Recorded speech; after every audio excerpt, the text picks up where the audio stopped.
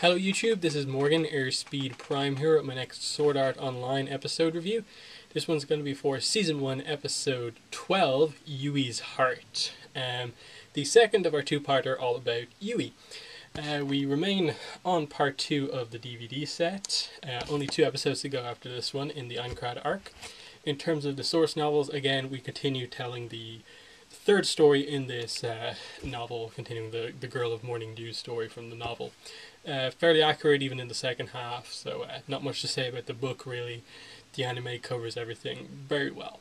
So, we continue basically immediately on from where we left off the last episode, but getting a greater introduction to Sasha, and learning about what she is doing in the Town of Beginnings, and just that she has taken on the role of looking after all of the young kids who didn't know what to do once the game became real on the first day the game came out.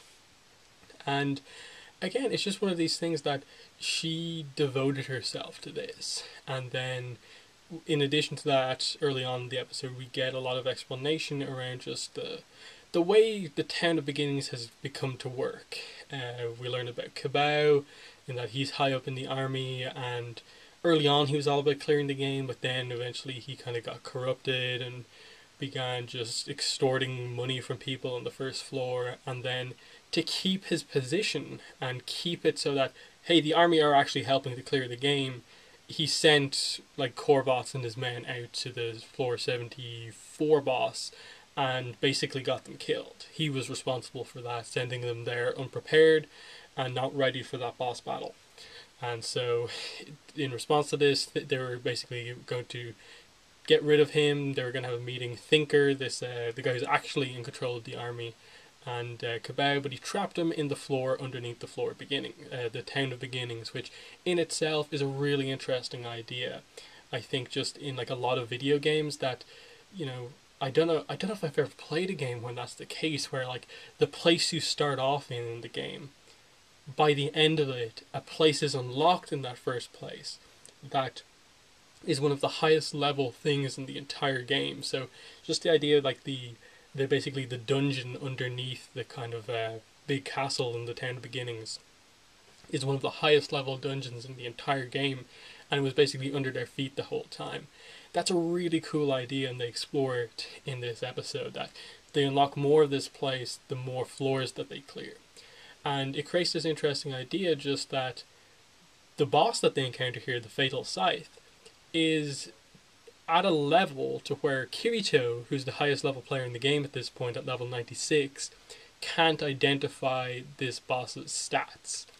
Which means that he's probably over level 96, or more than that, which means that the level cap in the Sword Art Online game is well over 100, it would have to be.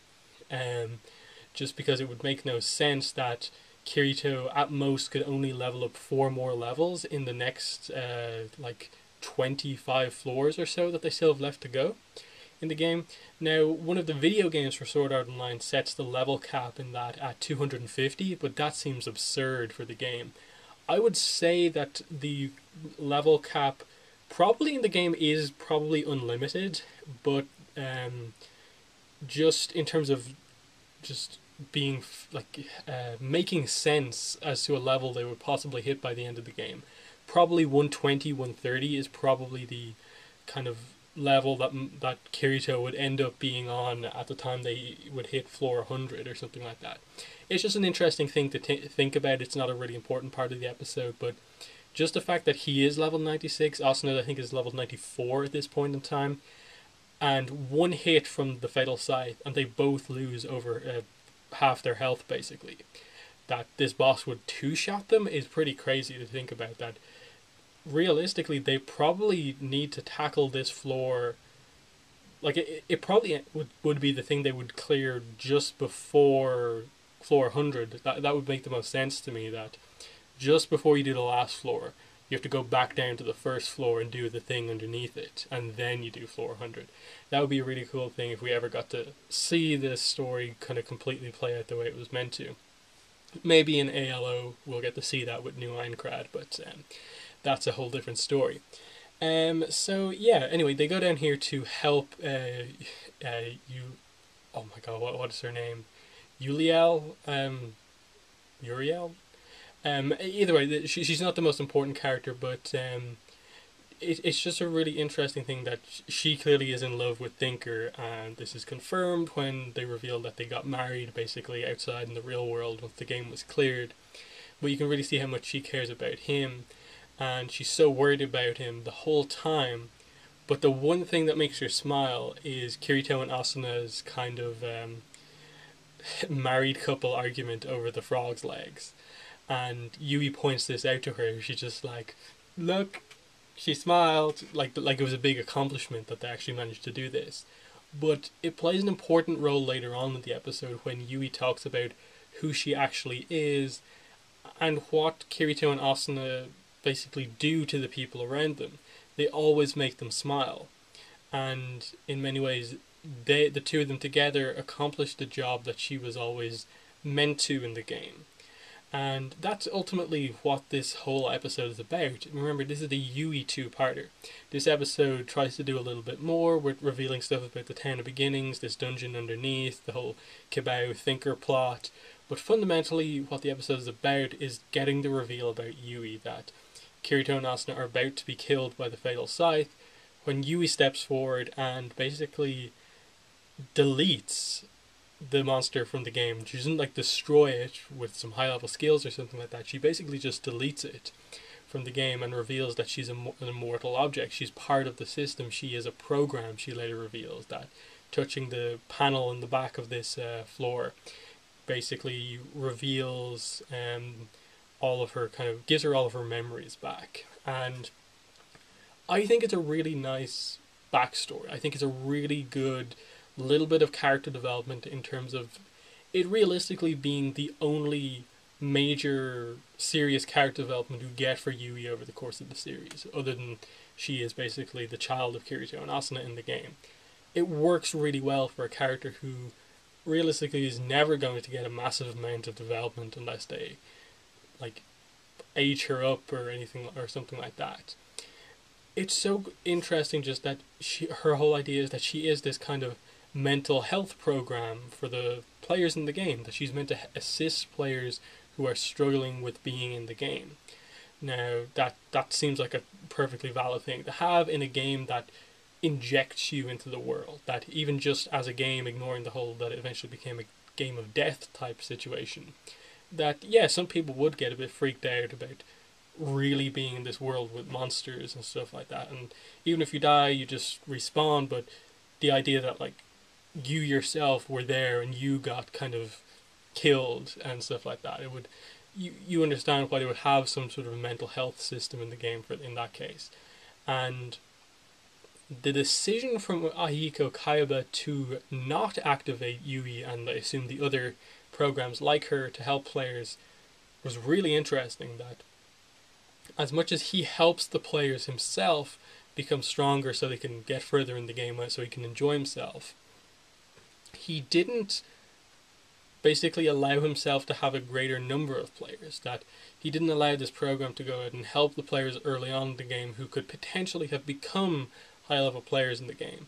That he, I suppose the way he saw it was that this is something he had to have when it was just planned out as a game, but his idea was always to make Sword Art Online this way, and so he would only get enjoyment from the game if the people were actually experiencing real emotions, breaking down over stuff that is actually real now.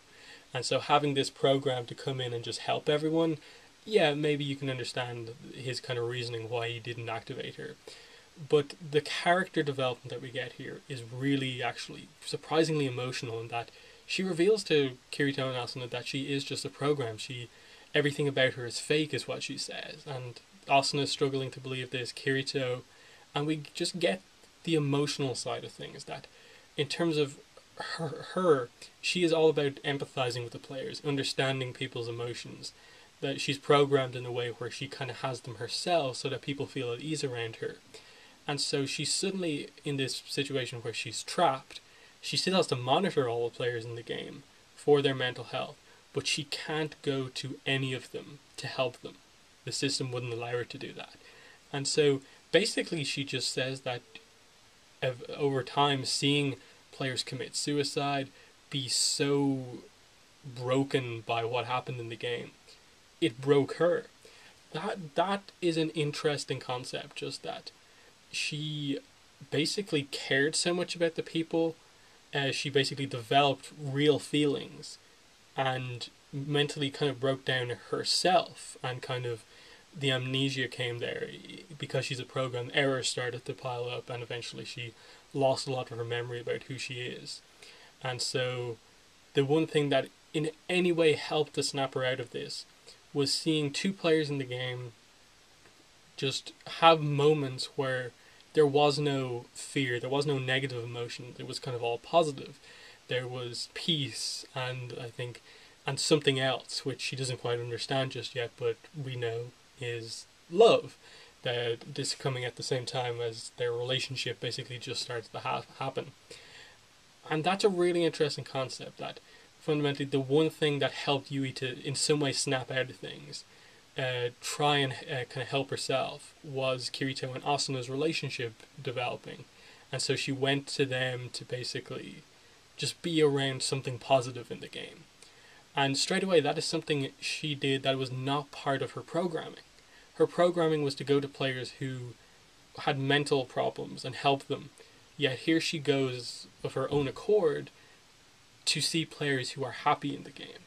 So straight away something's different there. You see that she did something on her own, something that wasn't part of her programming, not part of the system, and it's sorry, there's a moth. You're gradually beginning to see that she's developing real emotions, and Asuna kind of suggests this to her when she hears the story, and Kirito basically agrees, and you really do see that she does have these real emotions. And so they found her story, that being around them has helped her to heal.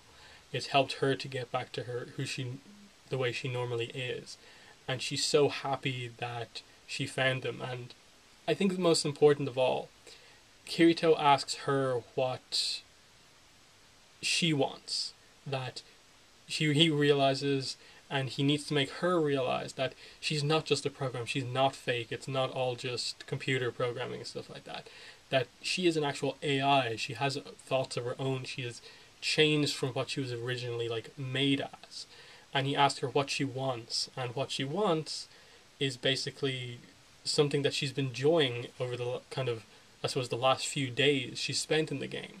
And that is to basically be Kirito and Asuna's child. She wants her mother and father, who she sees as Kirito and Asuna here. And in this episode, that was basically designed to kind of shock Kirito and Asuna from just having this girl who they've kind of acted like her parents and have kind of got this connection to her, that they knew they would have to kind of let her go at some point because they'd find someone that she who was her parent or something like that.